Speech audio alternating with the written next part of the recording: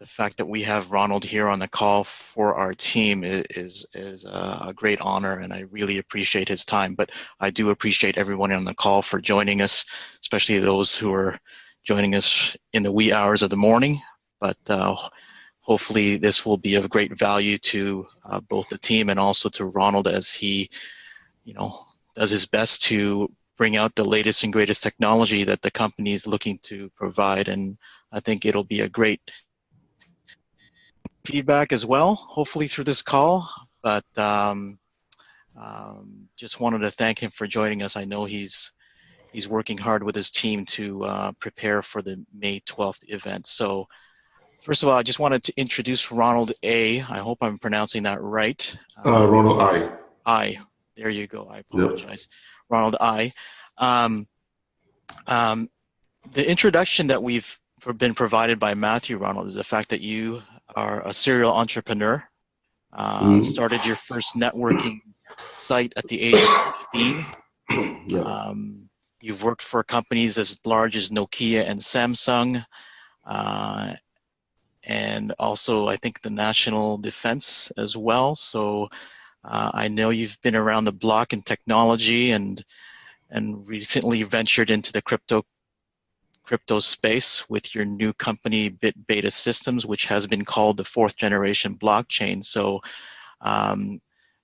maybe I'd like to have that serve as your quick introduction, and maybe you can share a little bit more about yourself in terms of your background and your role specifically with PlusToken, with the PlusToken project, and how that came about. Yeah. So actually, what happened was I had this company in Shenzhen. We actually built a mobile VM layer to replace Java. So we had that business for about 7 years, and we were landed to about close to about 100 million phones around the world, mostly Indonesia, Africa, a lot of parts in the Latin America. And this business was sold to a Singapore company, listed company called The Cloud. And I was actually moved from Shenzhen to Singapore. So that was about 4 years ago. And from that itself, we actually dabbled a lot with payment gateways to actually build the next payment infrastructure. When that project completed, I bought out my entire team to form another company, which I had previously with the CEO then in my old company, and we actually started the blockchain platform development. And during the first 1.5 years, we had a lot of development, especially on how to integrate the Gen 1, Gen 2, and Gen 3s. So that's where our Gen 4 came about. So we had a very good chance when we actually met Mr. Zhao from WBF, and he was very interested in our tech and offered us a free slot in WBF events. So that's our first meeting with Mr. Zhao sometime in mid of 17, I think. So from there onwards, we were introduced with a lot of projects from Mr. Zhao, and also around I think mid 2018, we were introduced to the PlusToken team to actually build something which is real for the market. At the time itself, the wallet industry was full of Plus clones. And we were talking to the cloud team to create something really different and something that works and really, really works. Okay. And part of the mandate of what we need to build is a fully decentralized wallet whereby the users will keep all their assets on their own end. We are working on a part whereby the trading can be done this way as well, but we have ideas of how it can be done, but we have not fully implemented it yet because the business model does not really fit into how cloud would survive if we would actually do it this way. Okay, the reason a lot of things are not pushed out in the beginning portion to make it fully decentralized is not because we cannot do it. It doesn't really make sense for the project to actually expand in that manner.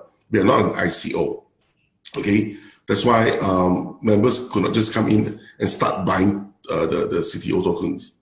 Right? There's no way you can buy it. You can only earn it. Right? So we are not an ICO in the first place.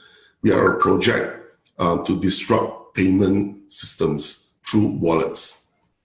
Okay, so that's where we had these crazy ideas on, number one, how to actually build communities out from this wallet itself, how third-party APIs and applications can actually plug in.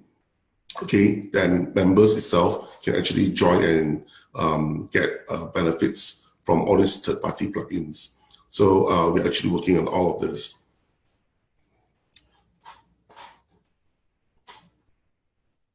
Can we hear that?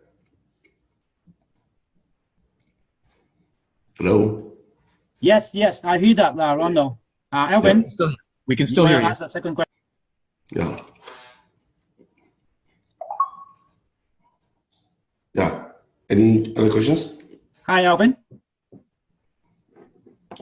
Okay, maybe Alvin. Okay.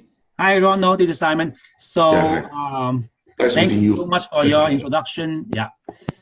And just want to have more clear about what is the relationship between BitBeta and CloudToken? Okay. I am actually the appointed CTO for BitBeta, right? But I don't really own BitBeta. Okay. I own a company called YFC, which is based in Singapore. Okay. And BitBeta is owned by some guys from WBF. Okay. That they are the technology arm for WBF. But they don't have any suitable tech person. So I was put in charge in that position to help them build their tech. So that's why you see my name plastered a lot in BitBeta. Okay, I see. So, but you was like one of the co-founder that create BitBeta with Shen Zhao and WBF, right? The technology that is actually behind BitBeta BBS was from our 1.5 years research called Aura. Okay. Yeah. And I see.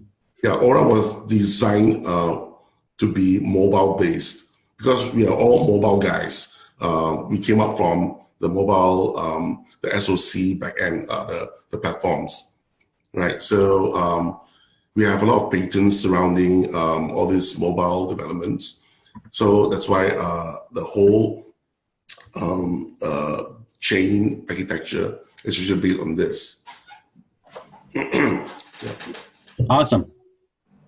Alvin, are you back? Okay. So the next question is, well, you mentioned about BitBeta, yeah. So now CloudToken is running on BitBeta mainnet. Is that right, Ronald? Yeah, the tokens itself is like this. Okay, it's partly ERC20 if you were to send it out. Okay, but internally it uses the BBS model, like Lightning Network, right? So you have tons of transactions. Only when somebody's trying to realize it, they actually get sent out and written on the public chain. The rest of the Ethereums or Bitcoins or whatever is all on their own their private their own mainnets. Okay, all we did was just an atomic swap through our BBS platform.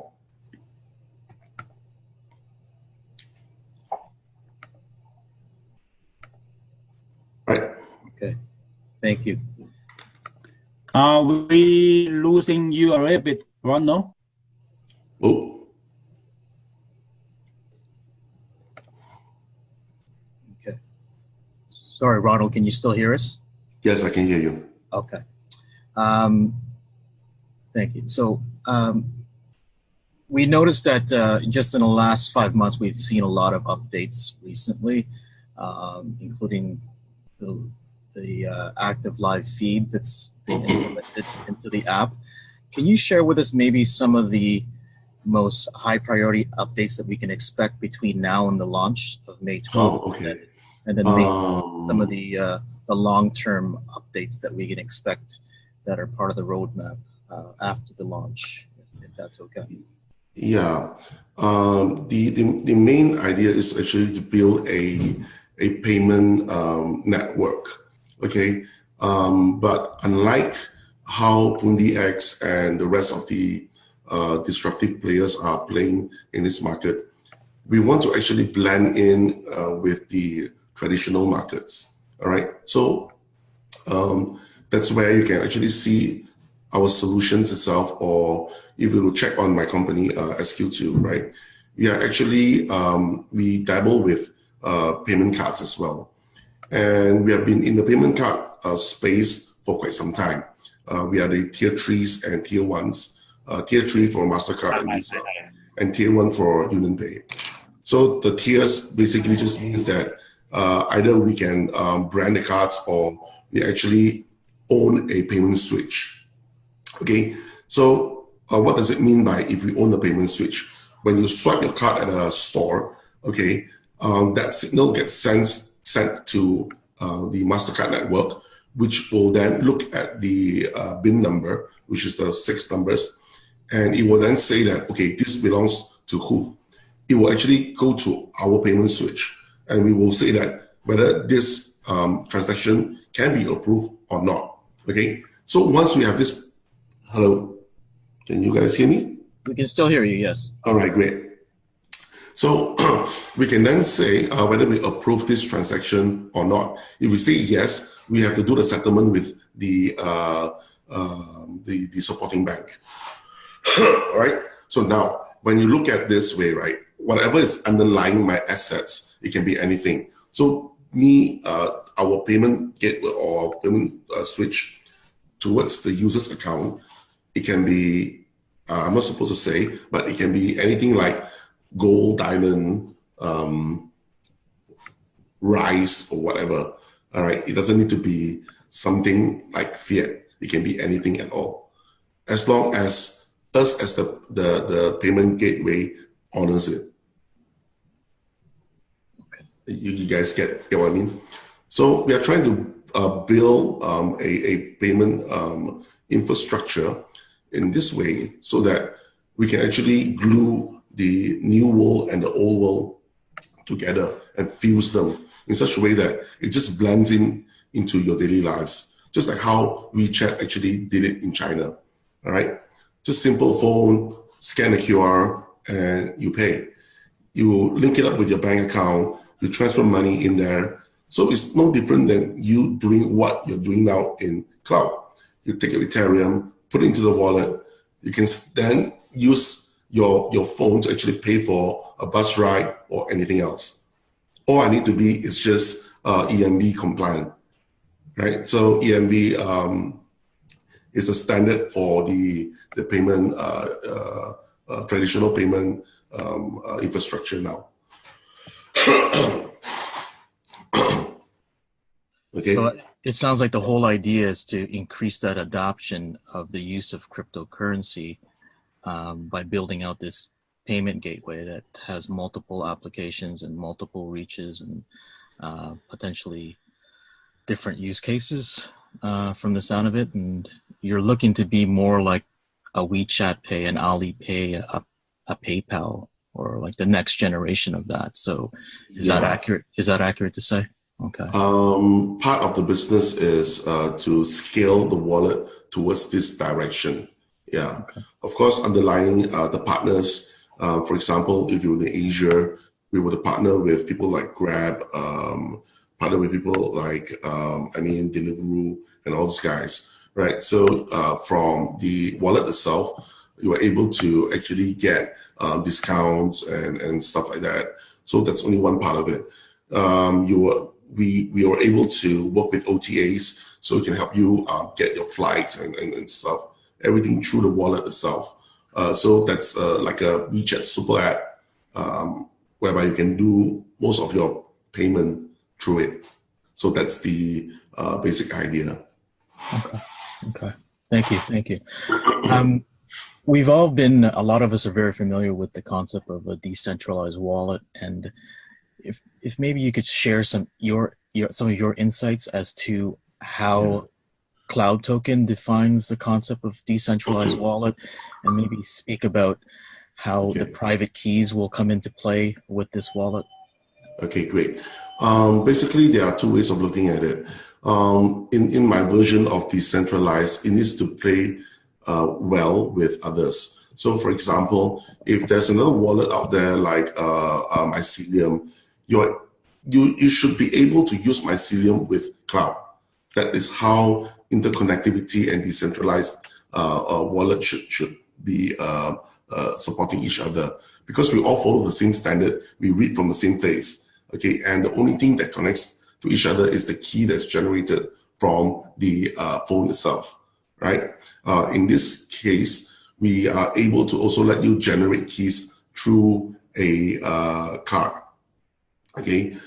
This is also one of the features that we are pushing out by May 12th. The features of the private keys will be out hopefully by this week. The mnemonics will also be out by this week as well, just to make it fully BIP compliant, so that you can actually port your account to other wallets that is BIP compliant. Okay, and also by May 12th itself, there are 4 new features that will be launched.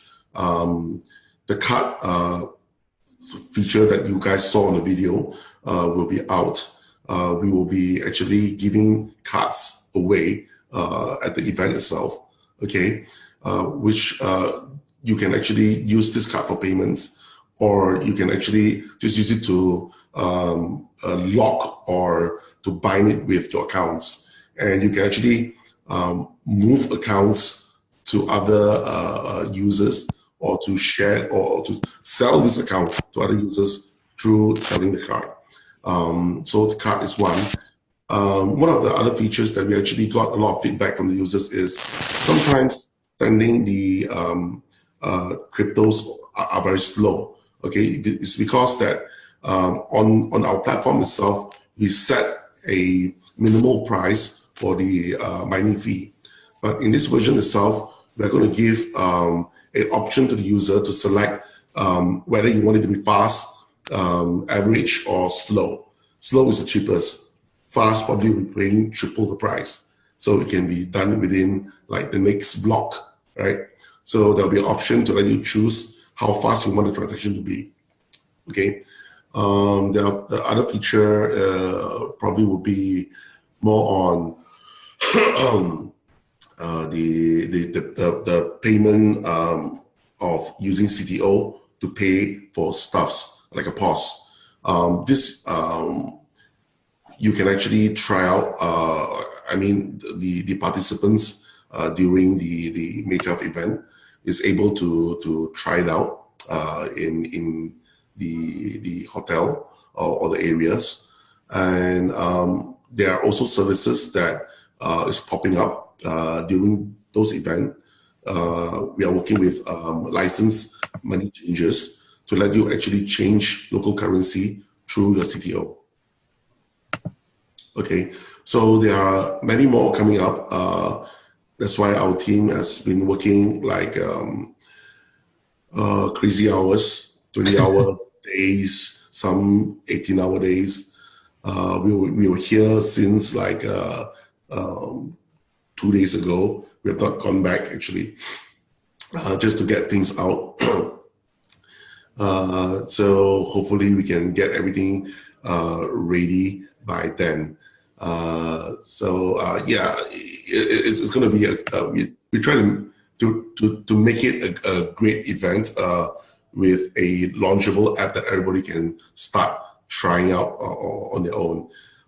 The payment option for CTO is really not like the Pundi system whereby you need a POS machine. It's totally like the WeChat system whereby you can just use your phone as a POS terminal. All right, it's totally entirely up to the buyer and the seller to agree on what and how things should be. Wow.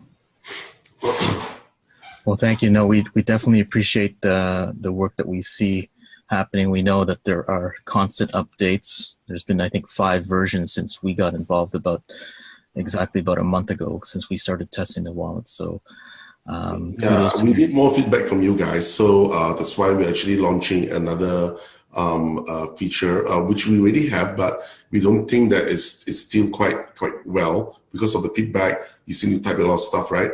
We're actually putting up more community features. It's like a chat system where we're adding in there, plus a TikTok kind of a service to be in the system as well. But all these are all third-party plugins that is aside from the wallet.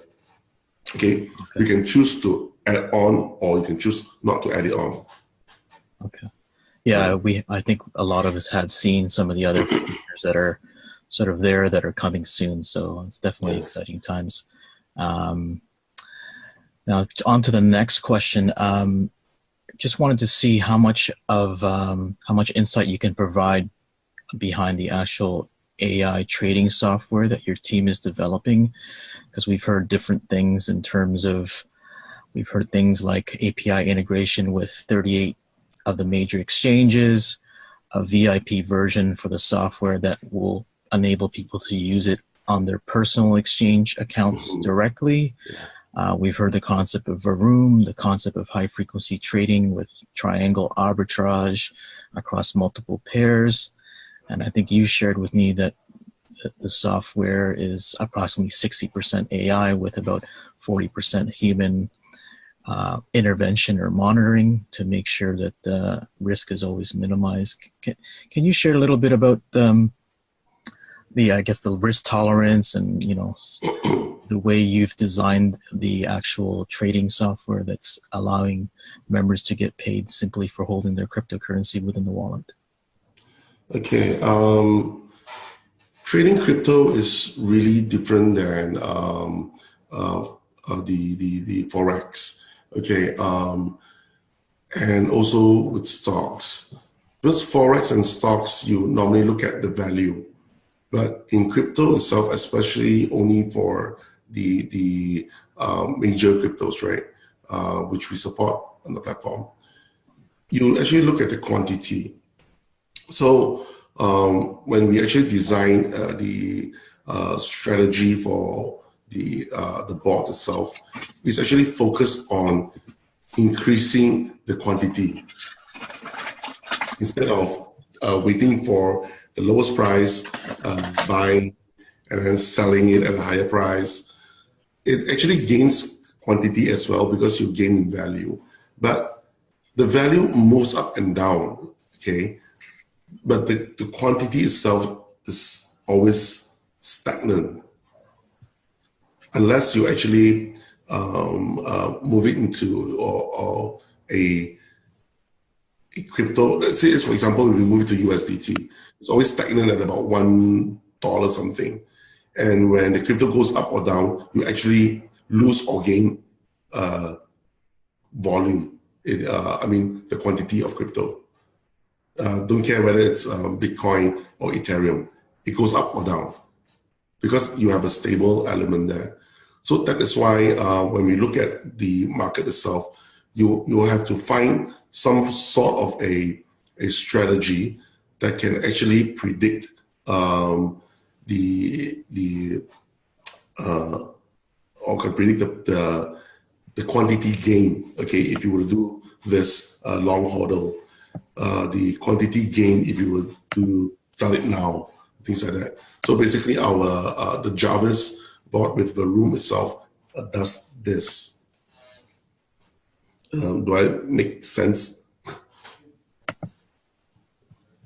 Yeah, because from my understanding on what you shared, it's a combination or a hybrid type of software where it's doing technical analysis first and foremost, and then when it's trending, as long as it remains profitable, it's going to continue to do that. But the minute it senses that it's actually when less it's not profitable, trending, let's say when it's not trending, right? So for example, if you look at Ethereum itself, so Ethereum prices, right? Normally, or you can say that the price variance or tolerance is not very high. You're only talking about $1 or $2, okay? But if you look at coin market cap, right, you will have a very different price somewhere, right? That is where our arbitrage engine will kick in. Okay. So the way it's been explained to me in layman's terms is the fact that you have the traditional trend analysis or technical analysis, and if it starts to trend in the wrong direction, as opposed to continuing along that path, the arbitrage portion of the software kicks in to mitigate the risk and maintain. Okay. So because arbitrage itself, if you were to do it too often, one side will have too much coins and the other side will have less. Okay. So we are actually playing this game whereby we are maintaining the supply and the demand. Okay. And I assume that's you feel, or your belief is that this strategy is a lot better strategy long term in terms of sustainability for the type of project that we're involved with. And I'm not sure how familiar you are with the other competitors in this space, but but the thing is, the bots itself using both of the strategies will only give us up to about 0.7 to 0.9% a day. There are still other things that we are doing in order to increase the daily earnings up to 1.5, 1.7. Okay, and some of these are coming up soon. Okay, other projects that will be revealed during the event itself. Okay. But to answer your question, no, arbitrage and technical analysis trading or the FAs, Forex analytics will not really give you a sustainable income. Okay, that it can sustain for a certain size of a pool. But when the pool gets too big, either you get less, okay, or it just won't work anymore. Okay. No, I'm familiar with the Forex space and all of these different EAs, and I've heard of people over the last 10 years have bought 200 different EA experts. And like you mentioned, some of them do work for a short period of time, maybe, but long term, too many factors involved that doesn't make them sustainable long term. So, because I know one of the projects that we're familiar with, PlusToken, that their commitment was to continue allowing members to use their software once they hit a 10 million member mark, and then 2 years thereafter. So, but their strategy was to leverage that business model simply to get to the 10 million members and then introduce their additional products. Like, is there a finite timeline for the use of this software for this particular project that you're aware of? Yeah, actually, that's why we are trying to introduce the VIP trading bots, okay, whereby it's much more sustainable that way. Instead of one account trading with all the assets and capital, okay, we are now doing it like a hive mind, where everybody can just go open up their own accounts everywhere else, and signals are sent to the bots, okay, to actually cohesively or in a cooperation mode to do certain trading strategies. So we're trying to do something like that in a longer run. Okay. And I know you're on the tech side as opposed to the operations, but right now we're obviously getting paid out in cloud tokens from the pooling of crypto using the current Jarvis software. When you offer that second option of the VIP, where people use the software directly within their own exchanges, obviously members are going to get paid out in whatever respective cryptocurrency they're trading in. What would be the revenue model for that? Would it be sort of a leasing of the software that would pay out affiliate commissions?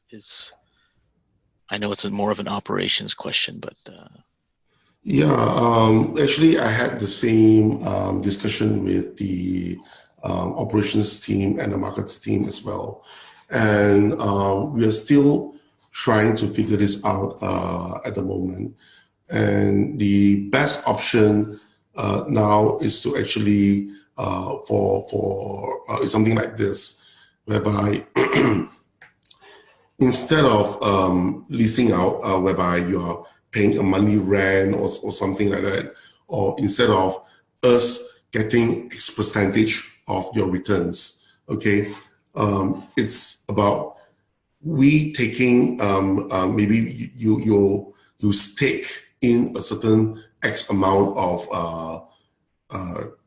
currency or CTOs or whatever, staking it in, and we will to use your CTO for a next project. Probably, maybe it will be, maybe it's a crypto ATM, for example. All right. So the crypto ATM itself would gain us X amount, while you are able to get your gains through our bot engine for Ethereum and things like that. All right. So we win and you win this way as well. Wow. Okay. I mean, these are not a fix. It's just ideas that we are toying with. It's not really approved or anything yet. It's just a suggestion on some of the our members or our part to see whether it can work this way. We have not really thought anything concrete on that yet. Okay. But we have tested the script to actually enable a C2 member to actually run their own personal bots. Okay. Wow. Awesome. Okay. Well, thank you for that. Now, the other question that's highly technical, a lot of people on the team had, was the mechanism and the logic behind the algorithm associated with the cloud token price. We're thinking it's partly based on supply and demand as the membership grows, and then obviously the daily trading results and the number of members selling versus holding. Are you able to share some insight into how the cloud token price will behave? Yeah, it's circulation over the total asset for the reserved, and then you get a price. Okay. Yeah. It's not the total circulation, but it's the circulation that we have that was given out to the members and in our reserve pool. The reserve pool itself is actually what the board had earned for accumulative every 8 hours, 6 to 8 hours. It will actually do a performance check on itself. Okay, and every 6 and 8 hours itself, from the Jarvis pool, okay, new assets will be injected into respective exchanges, okay, and the bot itself will actually redistribute all of these assets for trading. And every 6 to 8 hours, you will have a result, and the result itself will be gathered and sent into this reserve. Okay. So if the reserve pool has, let's say, for example, let's say 180,000, okay, today, and the withdrawal is less than that, so the price will go up. Okay. I see. Okay. And there's a question in the chat that I just noticed. Is this reserve fund or this reserve pool available to be viewed on the actual blockchain? Yes, you will be able to see that. Okay. Perfect. That's always good to hear, because the more transparency, the better with Yep. the group that we have here. And Yep. Okay, awesome. Now, sorry, that just made my day. Sorry. Do you have an update on when live customer support for the app will be available? Because we have to be honest with you, those of us who are building teams, sort of during this infancy stage, customer support is not our strength. It's not something that we want to focus on. We prefer to, be the ones who are promoting and sharing the story of PlusToken with the world. Yeah. So any idea when customer support will come? We are actually working this out. As you know that we are still in the beta stage. The chat features will be rolled out as soon as possible with the customer service interface. We are looking for CSs in either the Philippines or Malaysia, whereby English predominantly will be the key, and Chinese as well. So we're looking to build the CSs offices in these two places in the coming months. By May, the first set of the CS guys will be already ready, but they will be probably focused in China at the moment. Okay, they're only Chinese speaking, but then the Malaysian ones would come sometime mid to end of May. Then you will have both English and Chinese speaking ones, and finally Philippines probably maybe in June or so. Yeah. Okay. Wow. Awesome. So we are thinking of about maybe 15 to 20 seats. So that should be able to handle most of the, tier 1, tier 3 problems. Yeah. Okay. That's great. So the reinforcements are coming. Okay. So I seen some of the chat saying that the app keeps saying no internet. Yeah, we are doing some upgrades. Please stay with me for a while. The engineers are beefing up the servers. We have seen a massive increase in access from the European side. So we are adding servers over there as well. We are adding a new service. We are adding more routes, okay, through Cloudflare, okay, to accelerate the entire network. Stay with us.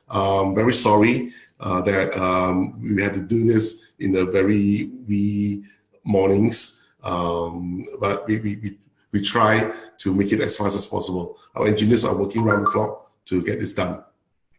Some parts of the world is okay, actually. I think we have seen people doing their trades, I mean, that their deposits and things like that. So depending on which part of the world you are at. Oh, that's great to hear. And we believe you because we know there have been, for those of us who've been around for the last month, it's already better than what we saw when we started. And so we know that it's just a matter of time before it definitely starts improving. The whole user experience starts to improve as well. And once you have that customer support, then I'm confident that that will help as well. So thank you for all of your efforts. Now, within the wallet app, I know there are plans. We're wondering if there's plan to allow members to buy cloud tokens using their own crypto, or will it strictly be just over the counter between members for exchanging the cloud token itself? Okay, I actually am against it. Number one is CTOs should not be able to be, bought from the company itself. Okay, from other members, it's totally up to the discretion of the member. It's just an OTC trade. But from the company's perspective, I believe the marketing team has plans to have a very limited sale during the launch. I think it's about 1 Ethereum worth or something like that. Per member. Okay. Yeah, per member. But each member can have unlimited accounts. So I told them, you shouldn't be doing that. A lot of people will be creating like thousands of accounts just to get all the CTOs. So they are thinking on how to address this before they actually push something out like this. Okay. Yeah. So one of the things that we are actually going to do is that from your wallet itself, in the next release, you're able to manage all your accounts in one wallet. So for example, you have 16 accounts, right? In a normal sense, you have to have 16 apps or 16 phones. But our wallet itself lets you handle all 16 accounts in one go. So that's what we're going to add in for you guys. Wow. Okay. Well, I know certain people will be happy about that. Okay. The next question I had is, we have seen the live trading feature in the app. Can you explain what exactly we're seeing there in terms of when we see those trades?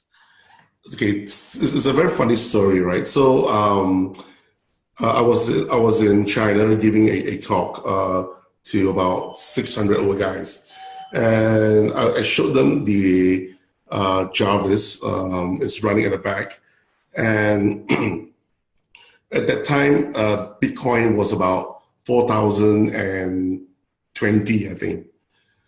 So it was right at the moment, right on the stage itself, the bot started buying of some reason. It started buying a lot, and it was the price itself, because when you buy a lot, the price will normally dip a bit, right? So when it dipped, it turned negative like 10 or something, 10%. And everybody's saying that, aren't you losing money? And I keep telling them that, you're looking at an angle whereby if I sell, I would lose 10%, which you're right. But if you look at the point of value, the quantity that I have, I don't lose anything, all right? So the number percentage over there makes not much difference to me. It's only to the bot itself to know when the number is in a very, minor state.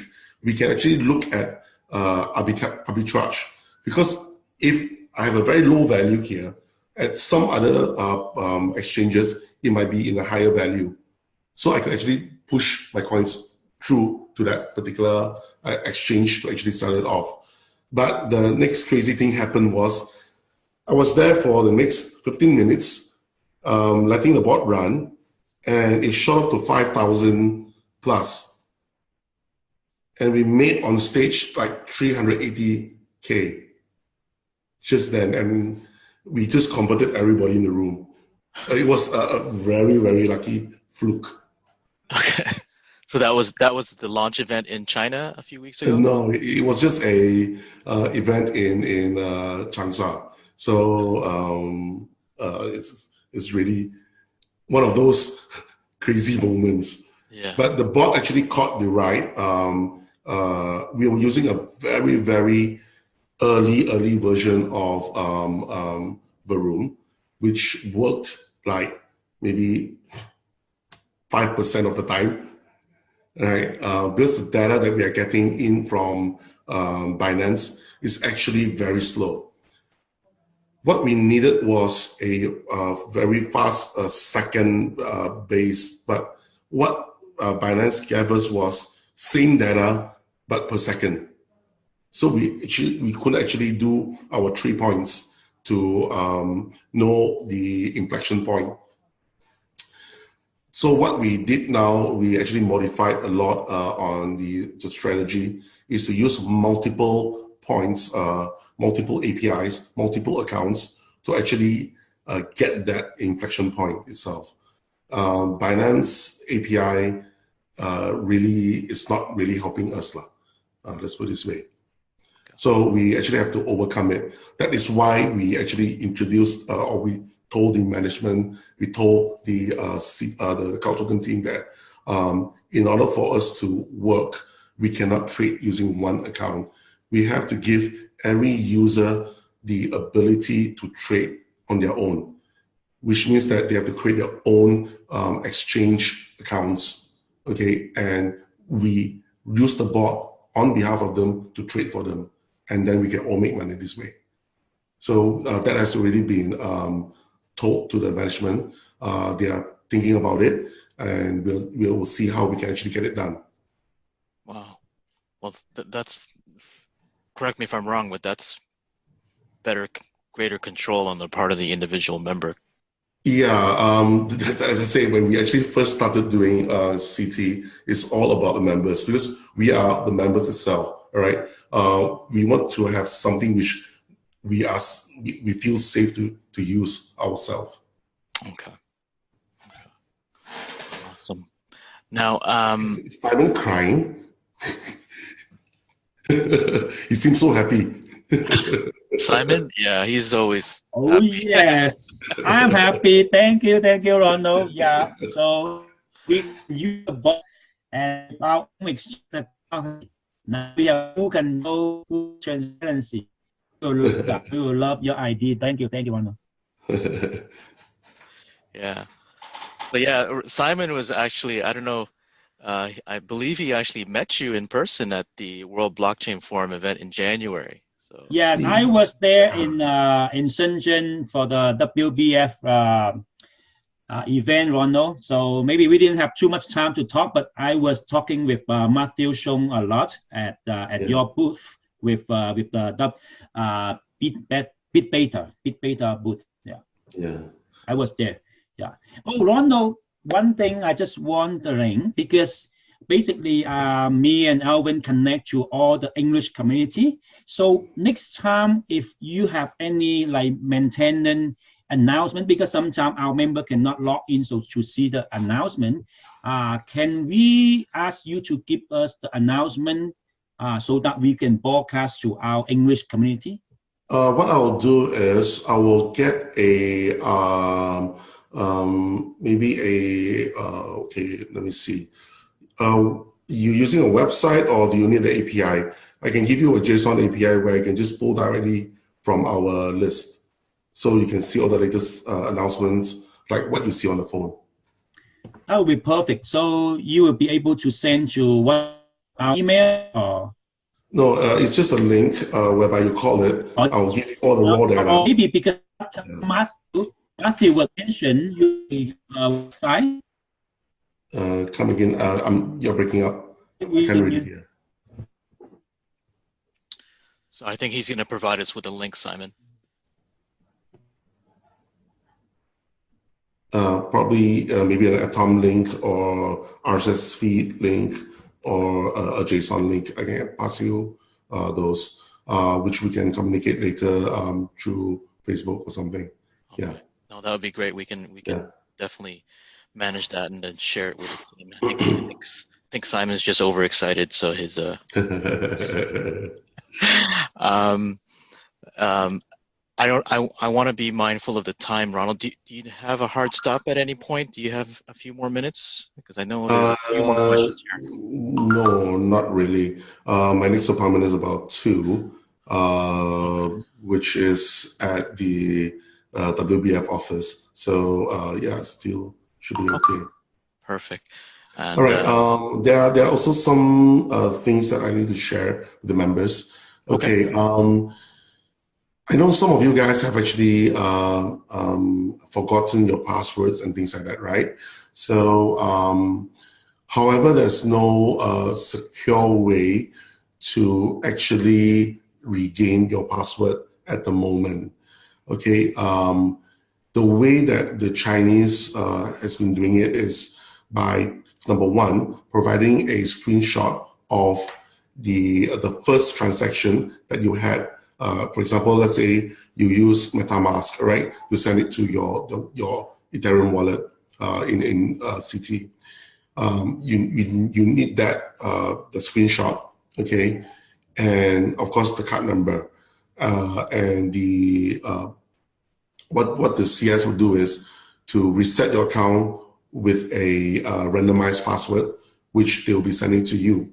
But we have found this way not to be too secure, okay. So that is why the upgrade that's coming the next round is there will be this automated process that you can do yourself. Okay.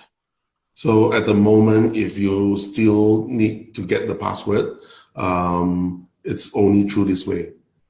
Okay. No, actually, our team, nobody forgets their passwords, Ronald. Like our team. But in China, it always happens. I mean, we wish. Yeah. We wish. It's a classic user error, right? Where the challenge is somewhere between the is about 3 inches away from the keyboard normally. Okay. Well, the next time you can use your card to actually unlock and to actually send tokens around. So no more forgetting password. Just don't lose the card. I don't quite understand it because it's money involved here. You would think people would take better care of it, but it is what it is. So. Well, if I think the bank CS would have otherwise to say. People always forget their 6-digit pins. Yeah. So moving along, thank you. Within the app, as you know, a lot of the members of this team are looking not just to be, quote unquote investors and earning the daily rewards. They're looking to build an affiliate team, and we're wondering, do you know if they have plans to provide greater visibility beyond the level 3 statistics that we currently see? Due to regulations, we are only able to provide 3 levels. I see. Okay. Yeah, until we get our MLM license, either in Australia, Singapore, you can't get it anyway. So we're trying to get that license. Once we have that, we're able to provide that more information. So we're working on it. So just 3 levels for now. Okay. But because we know that cloud is about team building, so we have actually added a lot of team building features, which we'll be launching sometime in June, July. Okay, whereby as a leader, you're able to create tasks, okay, for your downlines, and it'll be quite fun. You can actually create events, participation events, and things like that. So we are able to fully take control of the health kit APIs, either from Google or from Apple. So let's say, for example, you have a wristband, right? And you can actually set a task. For example, like okay, everybody have to walk 10,000 steps for 10 days, all right, to achieve this special badge, okay, in my group. So you can set the task in, and everybody, those that actually accomplishes this task will actually get something from your members as well, from your team. Any team that actually hits a C2, you're able to recustomize the whole entire look and feel of your app itself. You can skin it, and the whole entire tree that's below you will actually change to that skin. So would you call that like a form of gamification almost, or is it just? Yeah, it's most of us, gamification, but it gives the group a sense of identity. I see. Yeah, and of course, a city has more plans on how to use this later on. Okay. Yeah. Well, I know a few members of the team that will be looking to that. I think Luigi's on this call. I know he's definitely want to put his spin on that. Hey, Luigi. Sorry, my mic was closed. Yes, I'll probably be there in the next week.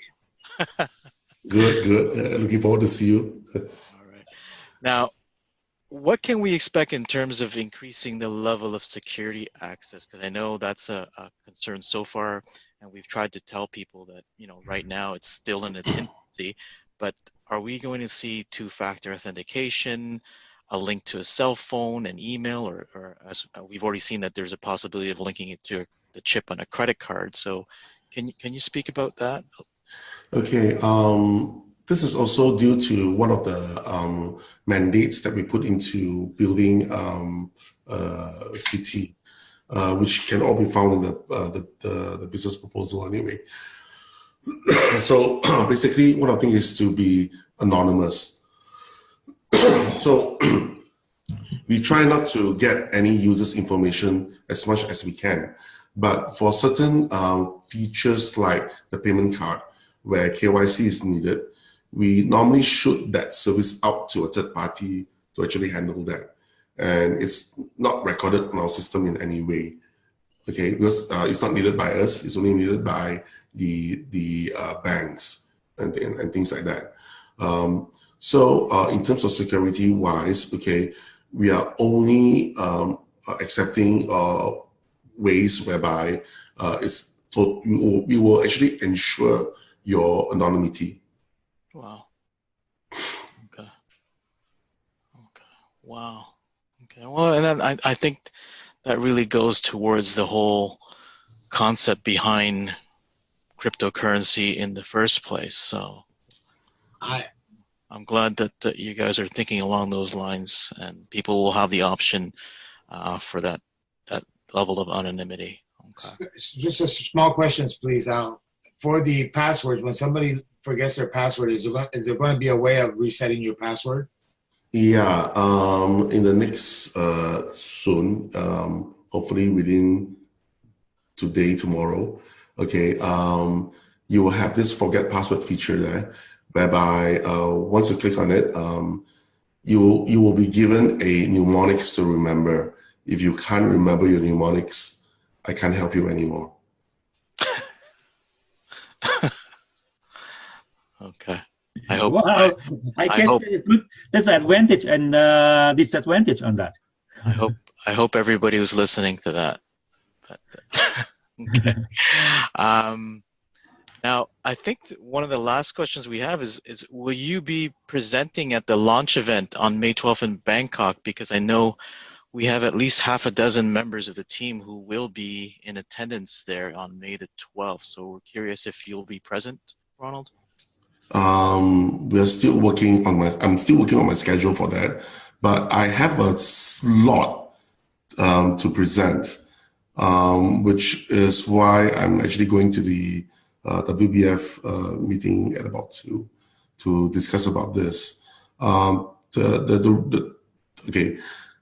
sad case and the good case is the contract between us and WBF will end of this month. So we're trying to renew the contract. to actually get our involvement in. So we're seeing how that will be going. But it's just a regular contract update, so it shouldn't be much of a problem. And most probably I'll be there, yeah. Okay. Awesome. And when you say us and WBF, are you referring to PlusToken and WBF? No, it's more on my company itself, which is SQ2 and WBF itself, yes. I see. Okay. Yeah. Okay. Awesome. Okay. But as far as you know if Sheng Zhao will be present on May the 12th? Probably not, because he's quite busy. He's traveling through and fro between New York and China all the time. So I'm not sure of his schedule. Yeah. Okay. Yeah, we're just really curious because we know that he obviously has. So Jim Rogers was there. I think everything should be much more better. Jim Rogers. Okay. Well, yeah. We know to take everything with a grain of salt when it comes to the promotion of these. So I know he's been invited, but it would be really good to if he actually is officially in attendance, because we've heard that he's actually helping promote the event. Is that accurate, or? He's one of the key invitees. So yeah. Like a featured guest speaker. Okay. Yeah. Awesome. I know a few. I mean, all these are handled by the WBF anyway, so yeah. Okay.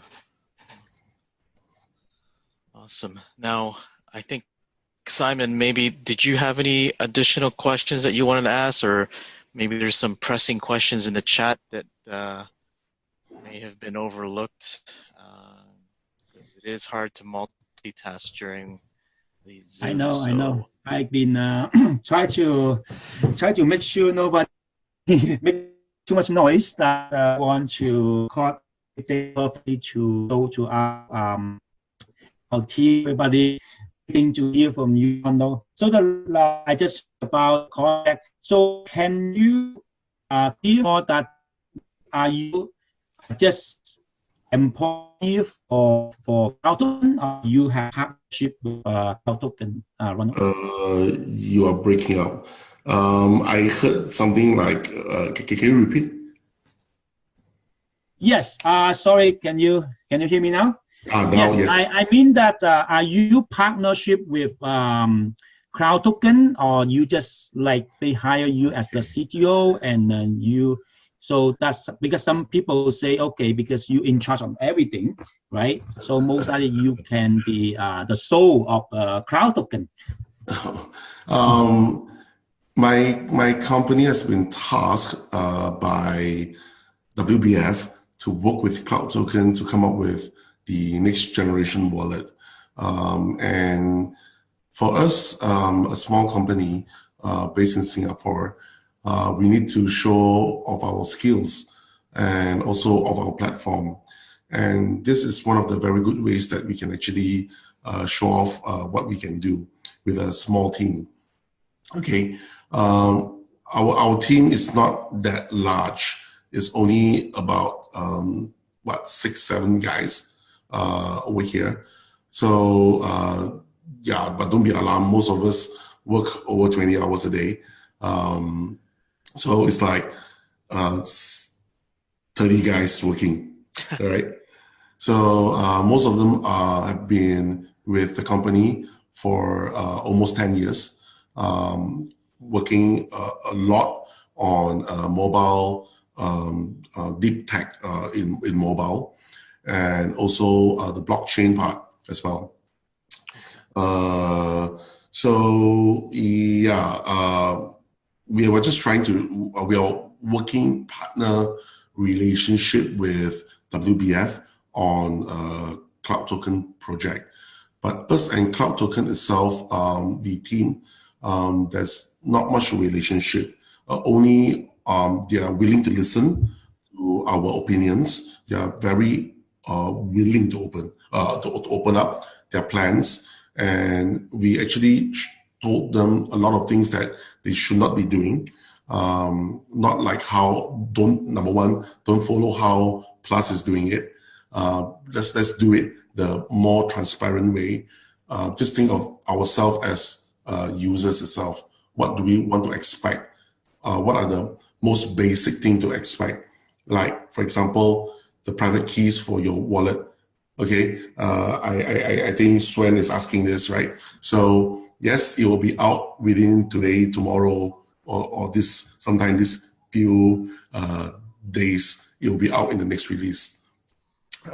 These are the most important things that needs to be out, especially the mnemonics for the accounts and things like that. So all this will be out hopefully by this week or so. Full transparency, everything should be in your own control. Wow, that's awesome. Public address for the reserve fund will also be ready. Actually, we have it. We will try to add it on into the app itself, whereby you can actually check it out as well.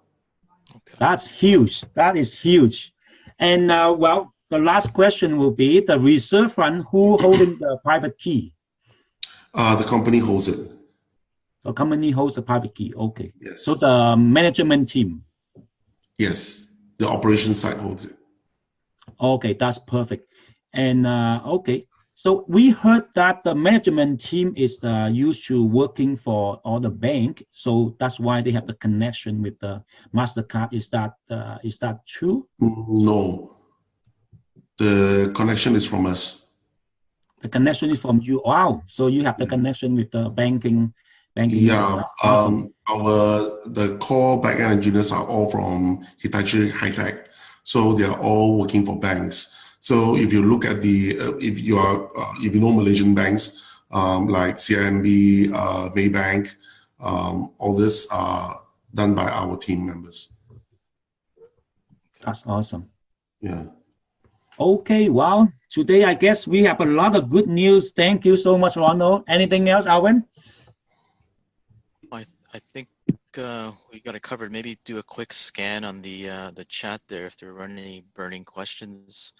I think a lot of them are tech support issues where they're asking for help, but I think you've at the moment the system is still down for certain places. We don't know where. Maybe you can shout out to us where you are. Country would do. Then we will actually try to figure out on the router side what's wrong. Yeah. So Canada is not working and US is not working for now. Ronald, if you can help us with that. Yeah. All right. I think the other question that I saw there was about compliance. One member asked if there's anything that can get us kicked out of PlusToken, or you know, because we've seen some creative white papers out there. So obviously, obviously that's not enough to get people kicked out. So we're curious from a compliance perspective. We're trying our best to not hype this opportunity because we know we've seen the technology and we've seen the demos of what's possible, and we really don't feel that there's a need to really hype it. And our goal is to just let the technology speak for itself. But I guess is there a compliance team in place to make sure we're doing things properly and that we're obviously remaining legal and compliant in every country that we expand into? Because obviously for us who are committed to this, we're not here for the short term. We're looking for a long-term project with PlusToken. So do you have any feedback on, you know, what we should be watching out for and being careful of, and whether or not there's a compliance officer, or if the thing is, Cloud itself is a very young team, mostly from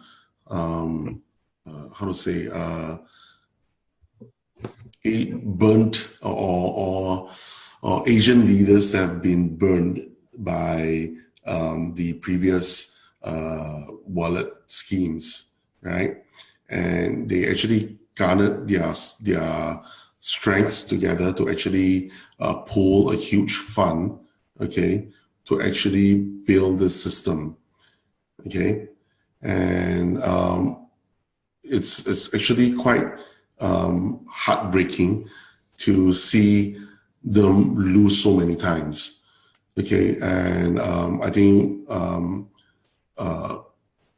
Mr. Zhao met with them, sat down with them, and told them that, hey, why don't you work with these guys? All right. So we came in and we saw what the other wallets are, and we said that, wow, you mean people do believe in those wallets? So we started to tell them, why don't we build something real like this? Of course, building things which is real, it takes time to go on. Like, say, for example, you would send something on chain when Bitcoin is really, really busy.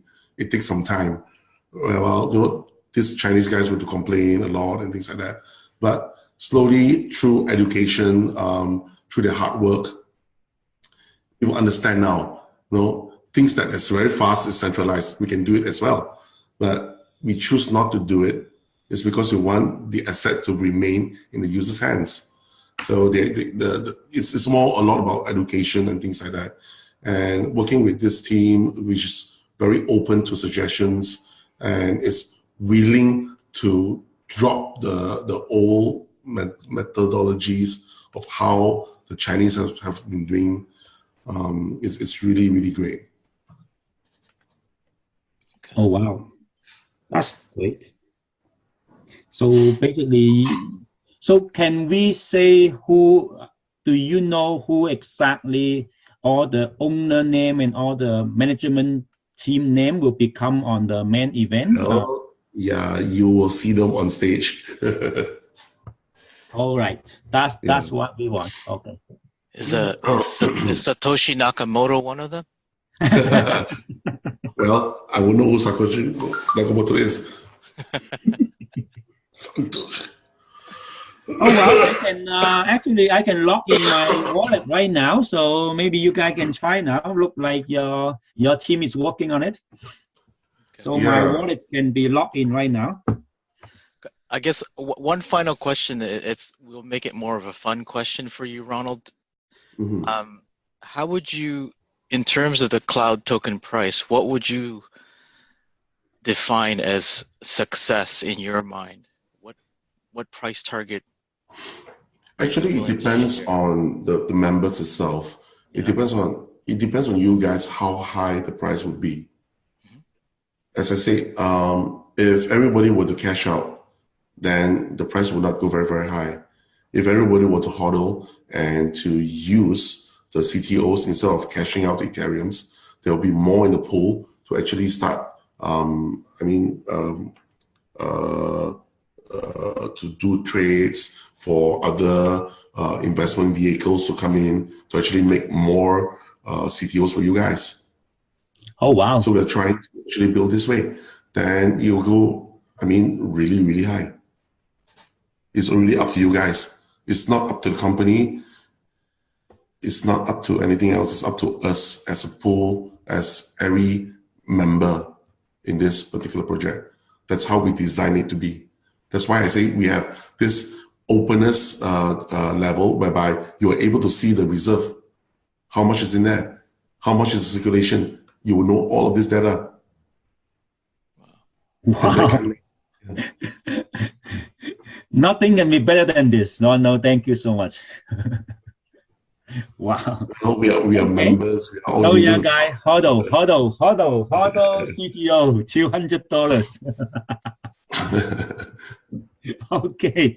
So that means the reserve fund is also can be used again to trade more and then to make more money to increase the reserve fund, right, Ronald? Yes, correct. That's awesome. That's awesome. Okay. I guess HODL is CTO. Okay, 2019 HODL, guys. HODL $1,200. Pay to HODL. Okay. Pay to HODL. Okay. All right. So it was awesome interview with Ronald Aai, and we are we really appreciate you, Ronald, that you really come out with the team, with your team, and try to, like you say, try to help the community to make money, because so many people got burned, exactly like you say, and so many fake wallets is all around the market that you see in them. And I believe like you want to be justice to our crypto friends, that we want to really support this blockchain technology to go for the future. So thank you so much. Yes, Alvin, you want to end up with a comment, and then thank you so much. I just wanted to thank everyone who's still on this call. You know, we're almost 90 minutes in, and I know there's a lot of questions that we ran through in the chat. I'm sure there will be more questions. So if you could send them to me, we can make sure to send a follow-up and get the answers to some of those questions. But you know, I don't think anybody's dropped off out of the 100 or so that were on here, or maybe a few have. But I appreciate everybody's time, and just wanted to thank Ronald again for making time for us. And you know, this is we're truly blessed to be able to you know, speak with you directly. I don't know of many companies that would accommodate a group like ours, because you know, and the other programs that we've been in that came out of the Asia Pacific region, we were sort of we were like mushrooms. We were in the dark for the most part. You know, now we have a direct connection with the company, and at least on the tech side. And I've always told people that if you bet on the technology, you're halfway there. So thank you for your time, Ronald. We really appreciate it, and we look forward to seeing you at an event in the future, if not in Bangkok, but maybe another one down the road. But thank you from on behalf of everyone on this call. Yeah, thanks for having me. Yeah, any problems, you guys just let me know. I'll see what we can do. Right? Perfect. Okay, cheers. Okay. All right. All right. Thank you, guys. See you next time. Thank you. Good night. Good morning. Good evening. Good afternoon. Bye now. Good luck sleeping tonight, Simon. Wow, I don't think I can sleep, man. Okay, I unmute everybody to say goodbye. Bye, guys. Bye. Bye, everybody. I think we go to HODL. Thank you. Bye, everyone. Bye. Hold on, the Bye. CTO. Huddle, huddle. Everyone. Thanks, guys.